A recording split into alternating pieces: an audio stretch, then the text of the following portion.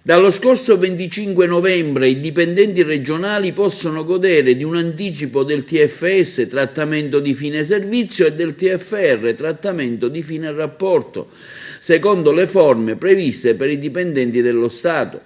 Un risultato importante per il governo Musumeci, afferma l'assessore regionale alla funzione pubblica delle autonomie locali Marco Zambuto, perché si tratta di un intervento di equità che consente di allineare i pensionati regionali a quelle delle altre amministrazioni dello Stato. Il Fondo Pensioni Sicilia, dopo essere stato accreditato dalla Presidenza del Consiglio nell'elenco degli enti erogatori, ha pubblicato sul proprio sito istituzionale le disposizioni e la modulistica per consentire a tutti i dipendenti regionali